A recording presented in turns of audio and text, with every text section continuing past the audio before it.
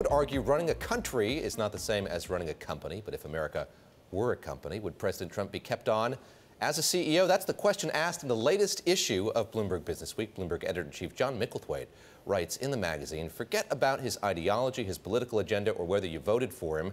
Just judge him on whether he's been a competent executive. Would you want to leave him in charge? Would you be calling an emergency board meeting? For more on this week's cover, I want to bring in Megan Murphy, editor of Bloomberg Businessweek, joins me here in New York. John takes that as the jumping off point. He says, look at this president through the lens of business.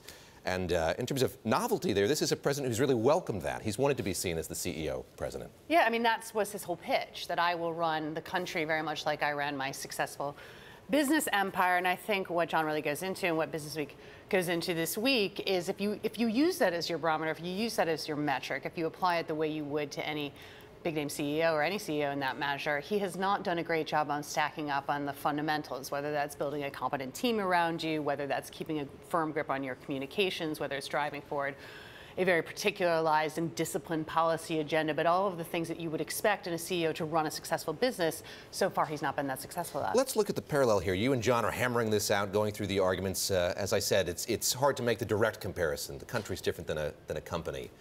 Where does that comparison work and where does it fall short? I think it works really well when we look at the actual accomplishments on policy. We have to remember, take away some of these scandals, take away what has happened, this sort of cataclysmic week we've had, and just look at the basic rudiments of government.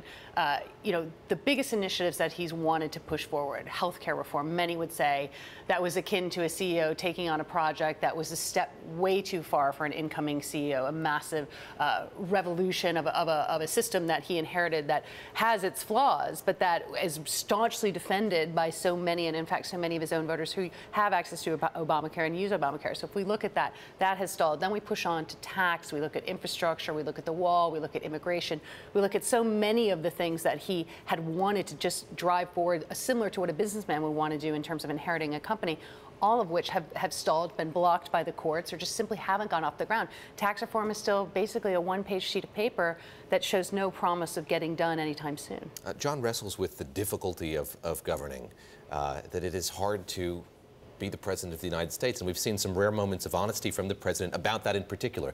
Healthcare is difficult, tax reform is difficult. What conclusions does John come to when it comes to just how inherently difficult this job is? Well, it's difficult being the president. It is a big job. Yes, and fair enough. Yeah. If you talk to people in the Obama administration, one thing I think that is fascinating is just how little outreach there has been between those two administrations. There's many Obama people, whether they were with Michelle, whether they were with the president, the former president, and talking about how big it was for them coming in from Chicago and really trying to scope up and the huge mistakes they made in taking what had been a very close-knit team on a much smaller scale and trying to build out. And that lack of communication, I think, has really hurt them. They haven't really sought access to those resources about how to do that. John makes the point that so many of the positions, the senior level positions, are still unfilled, which is why we see a lot of the issues we're facing. There's no question this is a hard job, but you've got to start gripping onto this job. He's embarking on this huge foreign trip, incredibly high stakes foreign trip on Friday, and we'll see what comes out of that. It is a chance, a lot of people are labeling it a chance to reset.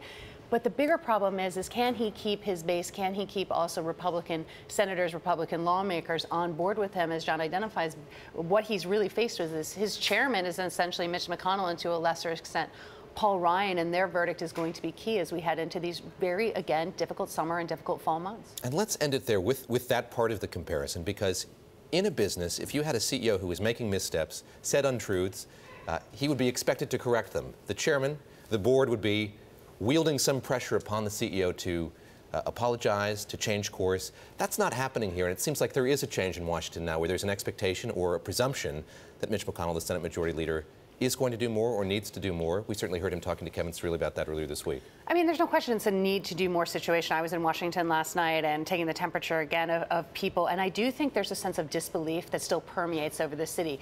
What is interesting to me is how people still are at the I can't believe this is happening stage, and that includes a large coterie of senior Republicans. I think they are at the point now where it's time to move from disbelief into action and really amping up the pressure just to hold the discipline of that office and to protect their legislative agenda and certainly to protect themselves heading into 2018. Great.